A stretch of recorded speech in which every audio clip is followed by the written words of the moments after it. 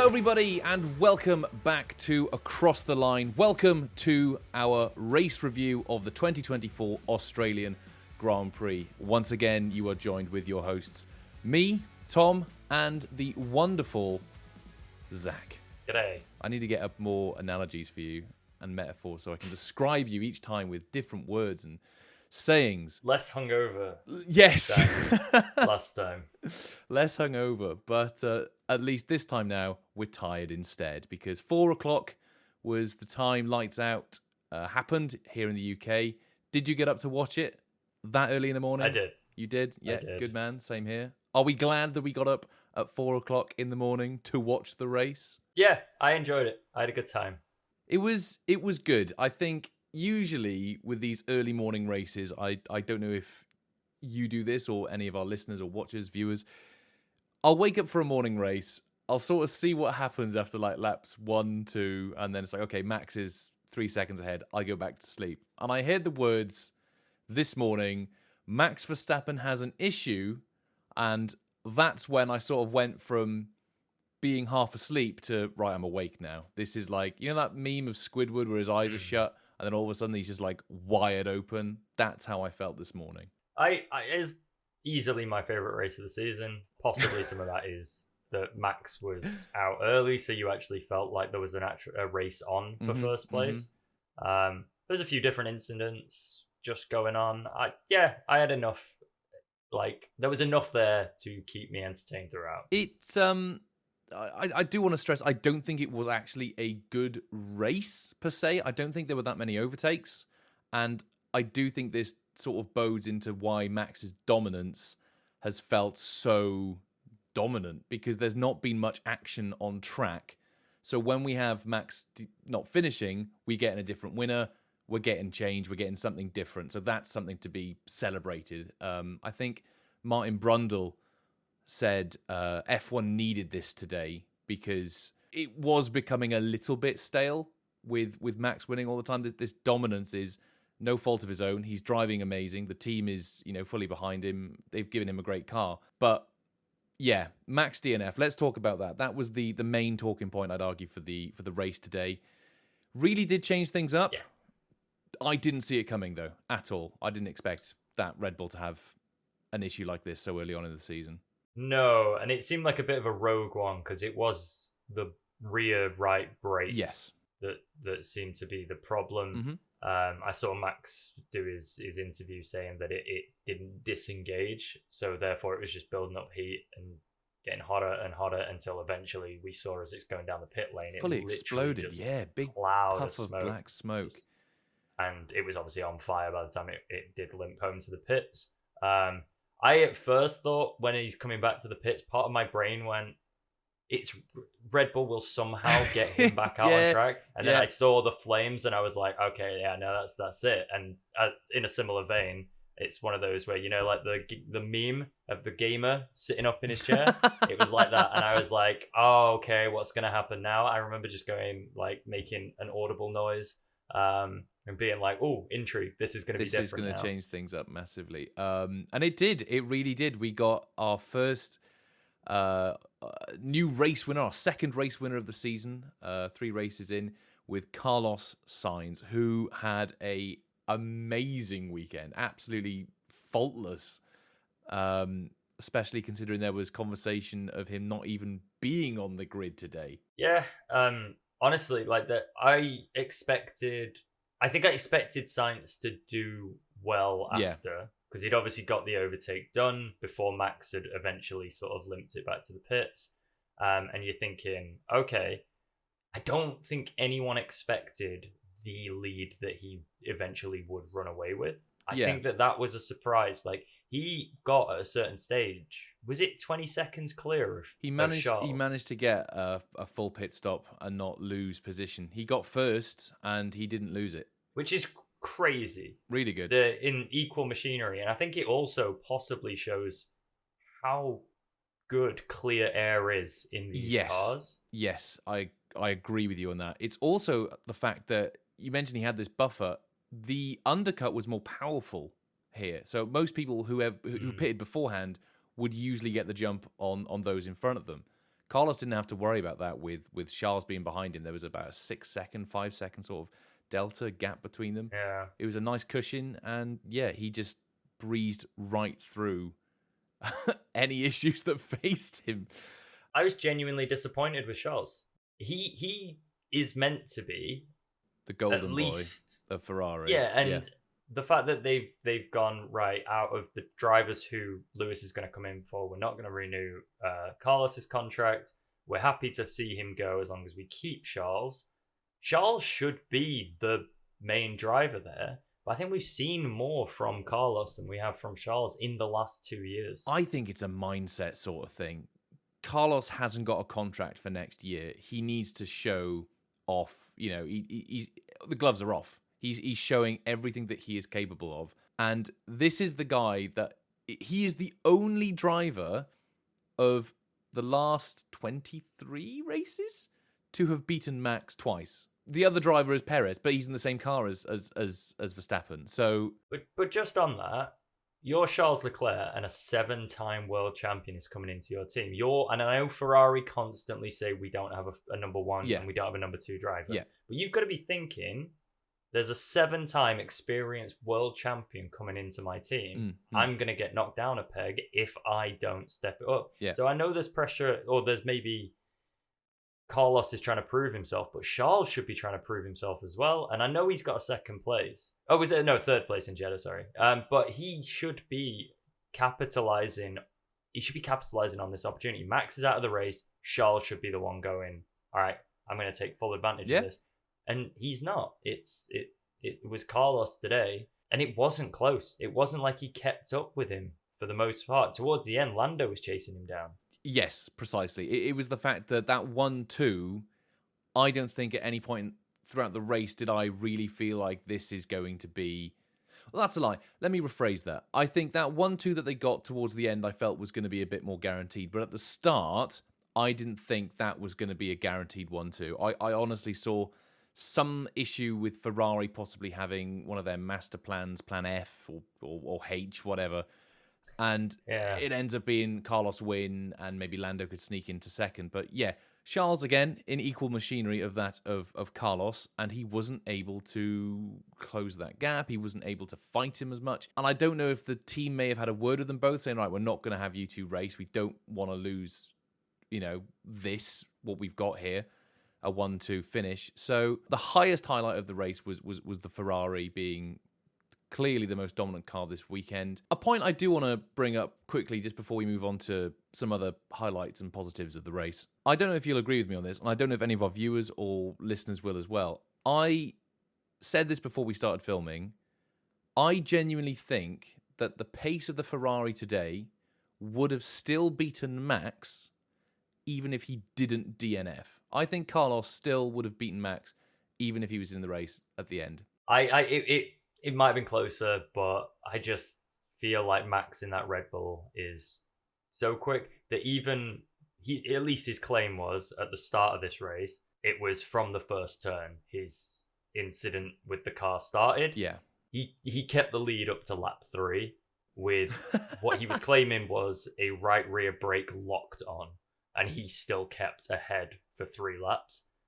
I just feel like that Red Bull is so fast. I don't know if some of what you're basing this on is how far Checo was off. It is. I think Perez finishing P5 was the main sort of assumption, or the main thing I needed to see to make this assumption, and it was the fact that he was 30 seconds off that of Carlos. And for the last 2 races, Perez has been around 24 seconds off that of Max. So my sort of idea is that if he's 24 seconds off, he's 30 seconds off Carlos, that's a bigger deficit than what he has had with Max. My counterpoint, I think Perez is a pressure-free driver. I think we've seen that recently, in recent years, that when he has pressure on him, he underperforms. And I think in the first couple races, with Max in the lead, him just behind, he's almost had his own clear air because of how far Max is ahead. Yeah, I get what you mean. He's been leading his own pack, But as soon as he has to battle for anything, I do think he struggles. I'm putting this down to Checo didn't have a good race, as opposed to the Ferrari was faster than the Red Bull on its day. I know degradation is a big thing at this track, and I think Perez struggled with tires a little bit. I think this was more, in my opinion, a Checo stinker and not taking advantage of Max being out of the race than it was a Ferrari masterclass. We'll jump more into Red Bull when we do our sort of review of all the teams, but I completely agree with you. It's the fact that they've hired Checo in that Red Bull to pick up the wins if or and when Max doesn't finish, and he didn't do that today. So what more needs to be said on that? But we'll cover that in a little bit later on in the podcast. But no, some other highlights that I wanted to mention. Haas points. I think that was a really nice thing to see today. They got P10, P9. No, that's great. And we've said this time and time again, in a season in which the competition in the sort of mid-lower field is so tight and close, these points will matter. So that's great for them. Happy to see them scoring points. And the other thing I want to briefly touch upon was Sonoda, P7. Good finish. Points on the board for RB, Visa, Cash App, MasterCard, Barclays, contactless, whatever they're called. However, there were some low points to the Grand Prix. I think we need to address the elephant in the room of Fernando Alonso and George Russell.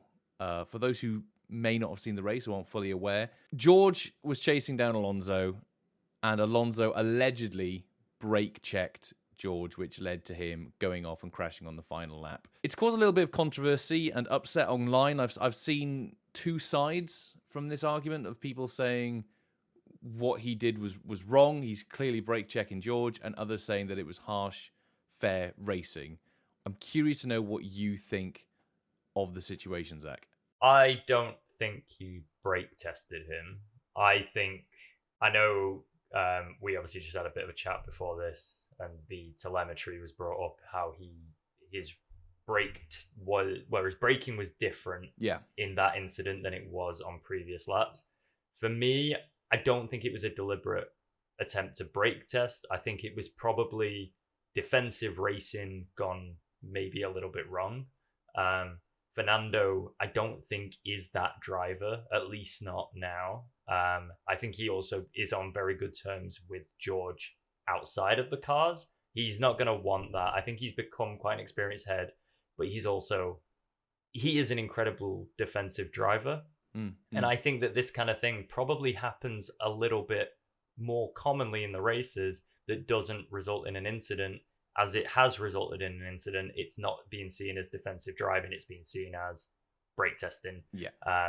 I don't necessarily disagree with the penalty because his actions have destroyed George's race.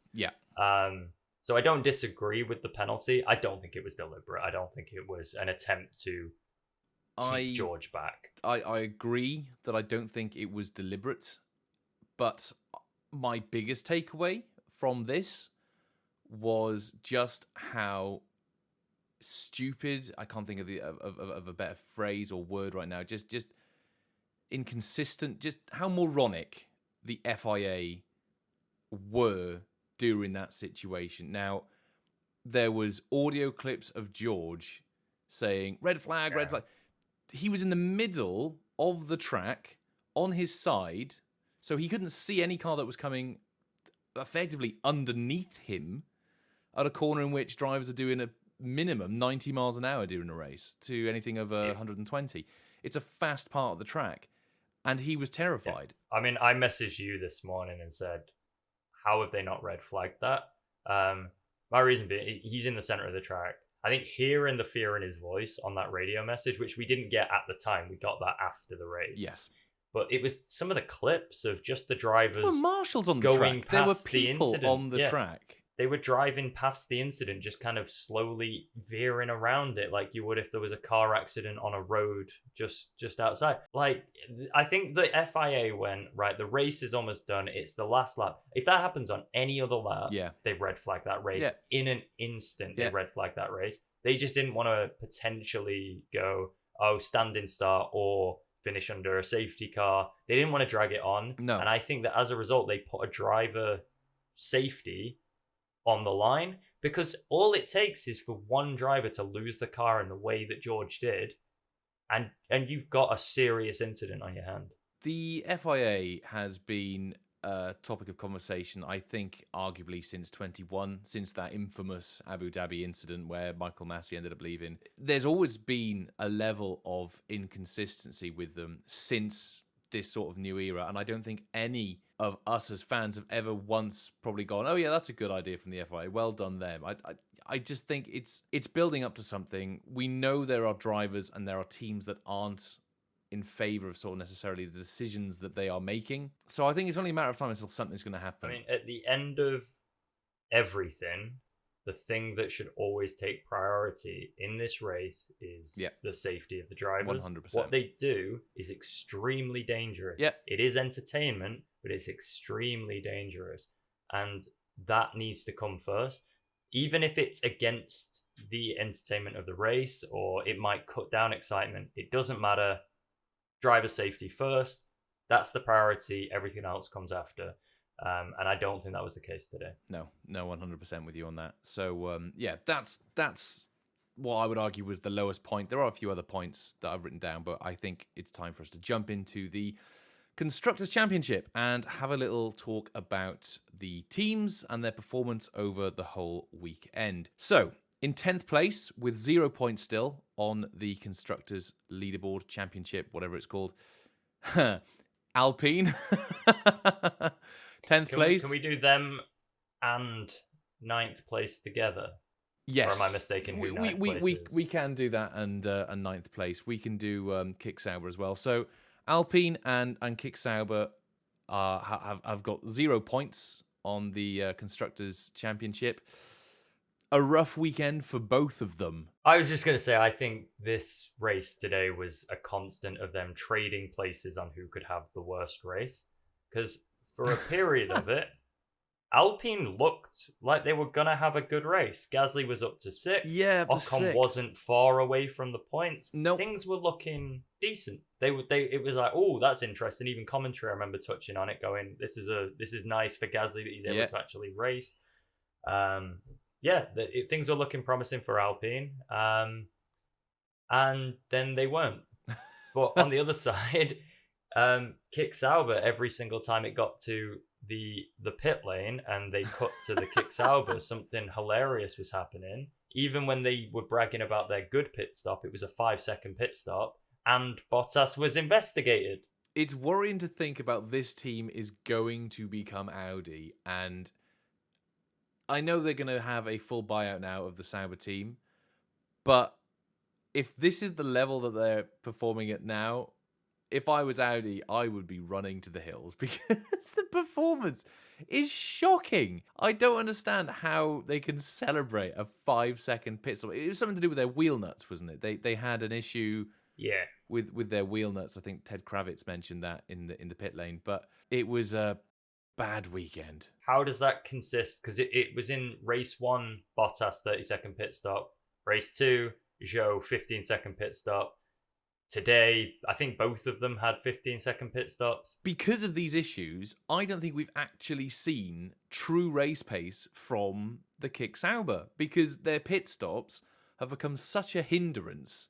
We are unable to see what they are like if they were to have actual pit stops because Zhou got P11 in Bahrain that we mentioned, and then last weekend they were both back at the pack. But Bottas got up to 12th quite early on. And in a race in which Max DNF'd, Lewis DNF'd, and George, that's 3 DNFs, there were chances for them to pit under a virtual safety car, get an earlier pit stop, a cheap pit stop, whatever. It's these moments, it's these races which will fundamentally make the championship for these backmarker teams, which has been proven by the fact that Haas has scored 2 points No, sorry, 3 points, and that the Visa Cash App RB also scored points too. The thing that baffles me most about that is, of all the things to design in a car and all the things you can get wrong, There's one part of that how car is this in contact with the ground, and it's the same on every how is car. this the thing? They surely don't get a lot of creative freedom with the wheel nut. Like, how is this the thing they're getting wrong? If they had one of these, if it was one race, you'd go, okay, they made a whoopsie. They've not fixed this. How? Too busy gambling. I don't know. They had to change their name because they're in Australia. They weren't called. I don't actually know what the name of them is. Kick, Stake. They couldn't be called Stake this weekend because of the Australia gambling laws. So they were Kick this weekend. So yes, no stinker weekend for them. Alpine much the same. Gasly was in the points briefly, but ended up just not finishing in the points with underwhelming race. He had a poor pit. And Ocon had a helmet tear off in his brake duct, which ruined his race as well. Williams then are next, who unfortunately didn't score any points despite Logan giving his car to Alex for Alex's birthday. No points were scored by them, but I wouldn't say it was a terrible weekend. I think it's just the sort of standard Williams weekend of just shy of the points, you know? I'm gonna disagree. Really? Yeah, I said it in our last race review that I don't think we've fully seen the Williams yet because they had a few issues at Bahrain. Then at Jeddah, we're stuck in the Magnussen train. And even though I was like, oh, Albon got a few cars in that, and I think he would have possibly done quite well if he'd have just got past Magnussen. In this race today, I was hoping to see a bit of that Williams pace finally unlock. Yeah. And overtaken by 2 Hasses. And granted, 1 Haas on mediums, you expected that to happen, and you could see the difference of Hulk versus Albon. But then Magnussen, on similar age hards, straight past him as well. Not immediate, but he eventually got him, and Albon couldn't fight back on that. That Haas is faster than the Williams, and that is something I didn't expect at the start of the season. Maybe we'll see it perform better in Suzuka. Who knows? It's another fairly fast track with a lot of high speed, medium speed, and a couple of low speed corners. So maybe it'll suit that car better. But speaking of the Haas that you briefly mentioned, which Albon was racing against, they are in 7th place in the Constructors with a fairly respectable 4 points.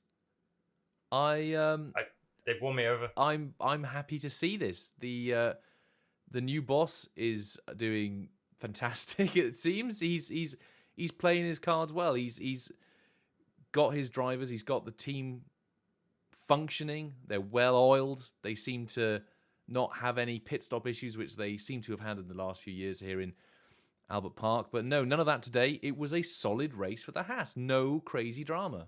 Yeah, they've absolutely won me over from the start of the season. Do you know how many points they finished on last year? Because they got a few up there. I'm pretty sure it was single digits. Hang on, I'll double check now. Hang on. Well, my point is that I think they are on their way now to already have a better season than last season.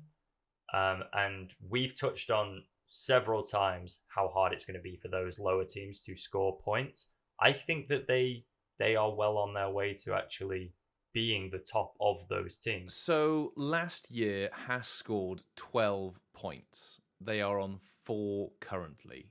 So they are making steady progress, and there's only been 3 races in. And I can't do the maths, but if they continue to keep making 4 points every 3 races, they will overtake 12 quite quickly. So yeah, they're a third of the way there. Yes, it was a good weekend despite their qualifying being relatively underwhelming, not being able to get out of Q1 and scoring points, 9th and 10th. Fantastic weekend. Let's move on to 6th now in the Constructors' Championship. A big jump for this team, Visa Cash App RB. The Racing Bulls are 6th, and it's a tale of 2 halves, I feel, this team for this weekend, because we had the brilliance of my personal driver of the weekend, Yuki Tsunoda, scoring good points for the team at the Australian Grand Prix, where the Australian driver of Daniel Ricciardo, didn't have a good weekend, did he? Again. No. I mean, I know he jumped up, which obviously is easy to do when there's a few DNFs. Yes.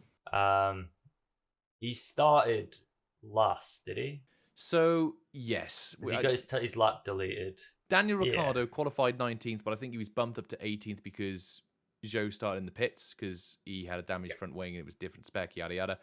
So, yeah, starting in 18th, back of the pack, and he had to climb up through the field from there to finish 12th. Yeah, so... No, I get it.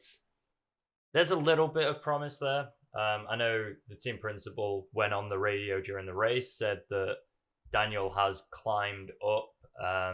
His pace was faster than Albon's, who was ahead of him, but unfortunately by that time in the race, there was no way he was catching him. Question for you. Do you think, had Daniel's lap time not been deleted and he got into Q2, say he qualified 15th, do you think that would have been enough for him to have jumped into the points? My emotional answer is yes. Yeah. And I you think want him I to score kind points of at his home still Grand Prix, don't believe you? it. It's, of course. Yeah, I just think if you take the exact race that he had and say he started slightly higher, then yeah, he's in the points. But the thing with Daniel that we have seen recently is that's not been the case. No. That he has just sent it. Sometimes I actually think he goes from the back up to just below the mid better because he's not racing for anything. But as soon as he is racing for something, we have seen him struggle. Yeah. He should have been scoring points today. He absolutely should have been scoring points. Not often are you going to get 3 consistent point scorers drop out of the race. And that's what happened today. Yeah. And that means there was gaps, and those lower teams have to take advantage of that. Yep. And his teammate did. And we've touched on this, that do we think Daniel Ricciardo is in danger there? And I think we both said that unless Yuki starts scoring points, he's probably okay. Now, Yuki has just put a whole points on the board. 6 points is not by any means a low amount of points for only for only 3 races into the season, and as a team that their main objective is just to score sort of 10th, 9th. Yuki's done better than that. Daniel still hasn't been able to achieve it yet. No, he needs to put up a good performance somewhere soon. And I think right now, even him scoring a single point is enough to take a bit of the pressure off. Yeah. But if Yuki puts down another point scoring race and Daniel is sort of trickling further down, a lot of question marks are going to start appearing above Daniel Ricciardo as to whether or not he is the right driver for that, or if someone like a Liam Lawson would be a better fit. I find it so funny how we've gone from the conversation of, will Ricciardo take Perez's seat next year? Wouldn't that just be a great story? To, will Ricciardo still have a racing seat next year? Like, it's a ruthless sport. He got kicked out of McLaren. He had nowhere to go. He's, been given a lifeline with this team. And at the moment, I don't know if he will be on the grid next year. We've got so many drivers up for grabs. 14, I think, contracts expiring this year. Lewis going to Ferrari has set off the domino effect of silly season. By and large, there is going to be so much change, or at least we hope. And Daniel isn't putting in the performances at the moment that really warrants Red Bull, or more specifically, Visa Cash Up, RB, contactless, whatever, to keep him next year. If he wasn't so likable, that's what makes it so hard. That's the prediction. That's why they were able to dump Nick de Vries so quickly. Let's go on to the next team. Aston Martin are now 5th in the Constructors. 1 point behind Mercedes. 25 points. Before Alonso's demotion, they were above them. Mercedes were originally, at the time before I started scripting this, 5th in the Constructors. Alonso got given a hefty 20-second drive-through penalty. Stroll was nowhere really to be seen. But overall, their race was fine. They scored points. No major dramas for Stroll. He didn't get much screen time. So did Stroll technically jump him at the end of the race? I believe so, yes. Because Stroll was behind cracking Russell. Weekend Stroll. Stinker Alonso. Stroll carrying Aston Martin over the line with a solid 6th place race. Fantastic, consistent driving Lance Stroll, possible driver of the day. I'm just going to throw it out there. No, I mean, Stroll did what he had to do today. Yeah. Granted, if the whole George thing doesn't happen, he's 8th, which isn't awful for them, I don't think. They're scoring points, and at the end of the day, Yeah. that's what they want. They know they haven't got the car that they did have last year, which is a shame. But with all that being said, they are a point-scoring team. They are up there as the upper midfield sort of contenders. And if they get their development right, we've seen already last week in Jeddah, George couldn't catch Fernando. No. There was a race on between them today where George was struggling to catch Alonso. How that would have played out if there wasn't the incident, unclear. Mm-hmm. But that Mercedes is not flying away from that Aston. It's barely catching it. So that does bring us on to P4 in the Constructors, which is Mercedes with 26 points. They scored nil points today. 0 zilch. It was a bad weekend for the team in Brackley. It happened to start off with Lewis qualifying P11, getting knocked out in Q2, and then his engine went, and obviously on the penultimate lap, George Russell ended up in a wall. It's such a long way to go. It's such a long way to travel to have neither car finish a race. Of all the races that could happen on, you're probably not hoping, home race for the drivers, but if that happens in France, you go, hour on the channel, over the channel. Like, this is a long way to go to have neither car finish a race. It was an awful weekend for Mercedes. I think the Lewis one will concern the team more. Because that was just engine failure. We've already hyped up the cars in earlier episodes for their reliability. We started to see a few cracks forming now. Well, that was the one thing that Lewis commented on in the driver's pen was, is there anything about this car that you like? And he said, well, at least it's reliable. And now it doesn't seem to have that.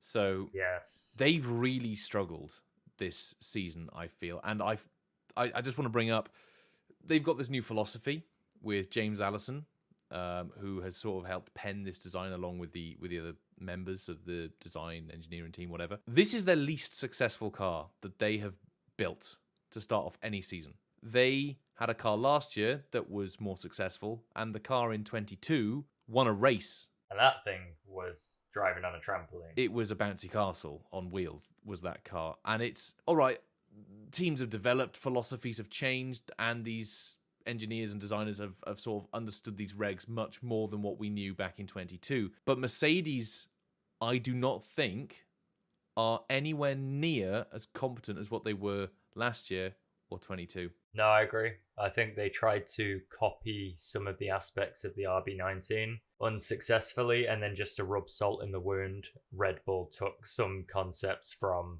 Mercedes that they couldn't get right and seemed to get them right. This is a team that is used to winning. They have won, 8 constructors championships on the bounce. They don't just forget how to win, but ever since these new regs came in, they have been on the back foot.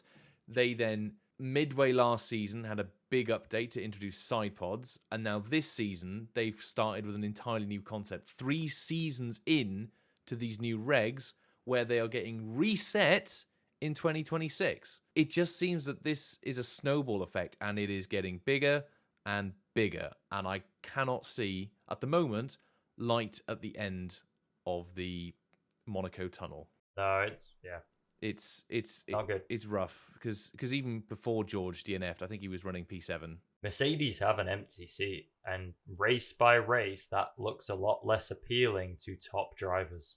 Yeah, I know we spoke about in one of our last videos who's going to go for that seat. Will Alonso really want to go there? All right, let's forget the drama that has happened today between him and Russell. He's racing at Aston Martin at the moment. He has outperformed them 2 really of the 3 races. That's the staple of each race at the moment, is that George is in his wing mirrors.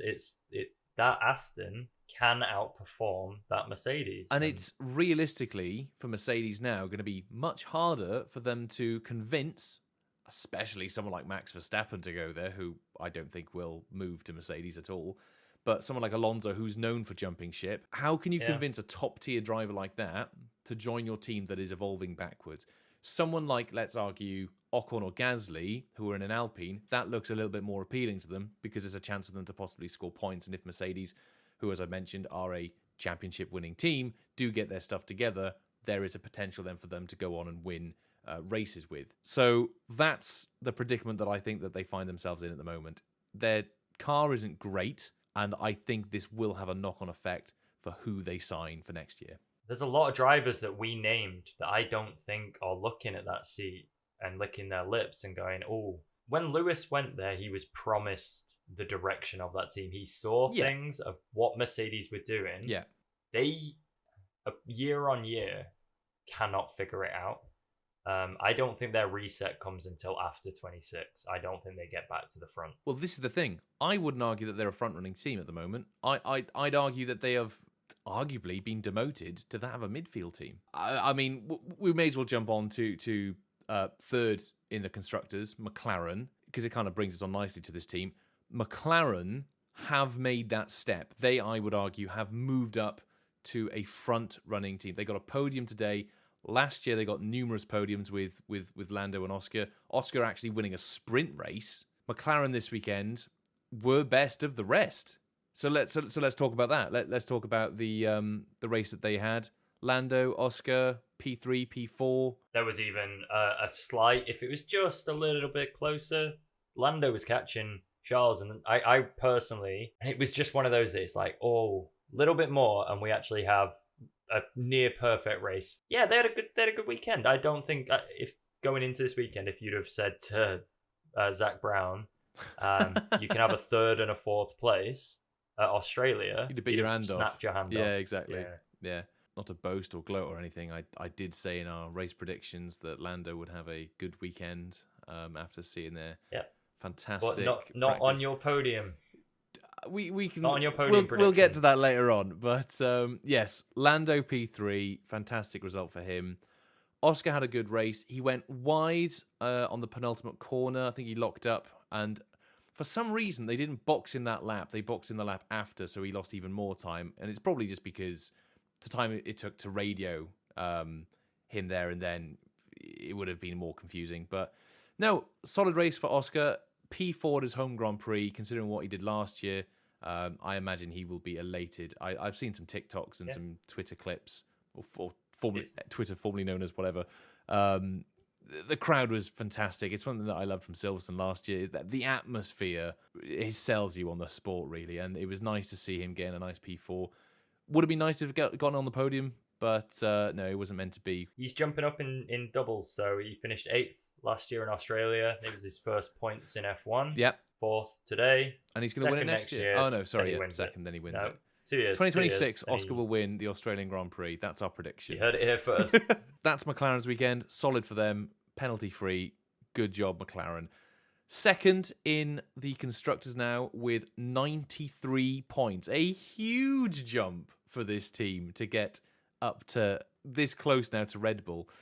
Ferrari, 93 points. They were by far the best team this weekend. A fantastic weekend, I would argue, for the team. We touched on it at the start. I don't think either of us would have expected that Carlos would have flown away as much as he did. No. Charles, obviously good position, taking second, a 1-2 for Ferrari, fantastic. Yep. I still think there was a bit of question mark that he should have really been pushing Carlos a bit more. There was rarely a stage that they were near each other. It was weird not to see them that close, because I thought they were going to be a little bit tight. I thought we were going to see a little bit of a battle between the two of them on our hands. I think had there been an actual safety car and they bunched right up, that would have been a cherry or the icing on top of the of this Formula One cake. I think that would have been interesting to see how that played out, because Carlos was so far ahead, it was only fair that Ferrari gave him the natural race advantage. They prioritised him. But if there was a safety car, you can bet your bottom dollar that Charles would have said, "Let's invert, let's swap places. I've got more pace." But no, we mentioned at the start of the podcast, Charles is their golden boy, right? We know that Ferrari come out and say we don't have a favorite driver. We see them as equals. Blah blah blah. Lewis is going there next year. Fred is trying to build up this team that hasn't had a championship win or a driver's championship win since Kimi Raikkonen. Fred's trying to get this infinity gauntlet of engineers, drivers, blah, blah, blah. It does make you wonder, right? Lewis is a fantastic driver, make no doubt about that. But now that Carlos is going and he's performing like this, it does make you wonder, is this the right call? I know there was a point that was mentioned today that should they swap the drivers? Because if they did and let Leclerc go through, Leclerc would have been leading the drivers' championship. Yes, is if that they right? let Charles through, he would have been leading the drivers' championship. Yeah. Which would have been a pointless. Yeah. Because having that 3 races into the season isn't going to make a difference. And part of that is also the fact that Carlos did not race last week. Yeah. That he wouldn't have had a chance. Makes you wonder where he would have been had he not had his appendix removed. Solid weekend for Ferrari, 93 points. I can't think of anything else of note to really say. And then in first place, still, but with 97 points, is Red Bull Oracle Racing. They, however, didn't really have the best of weekends.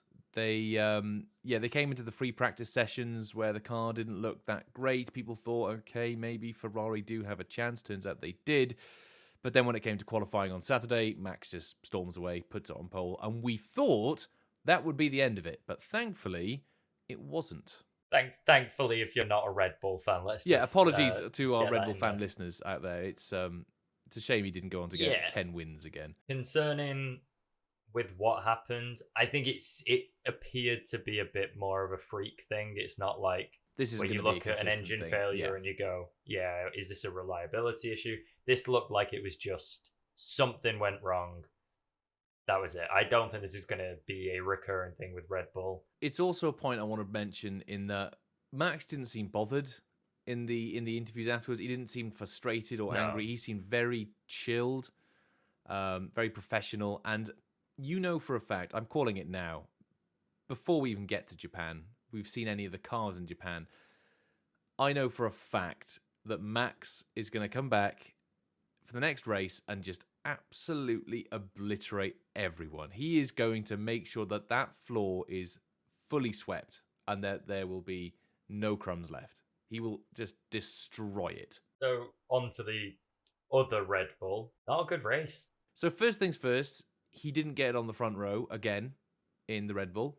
Started P3, but on a penalty, brought him down to P5. He wasn't really able to make much places. They didn't really capitalize on the virtual safety car. Perez just didn't seem to have the speed that I expected the Red Bull to have. He didn't get past half as many drivers as I thought he was going to. No, and there was that stage where he got past Alonso, and then the next time they cut to it, Alonso is right behind him. Alonso at that stage of the race was running mediums long.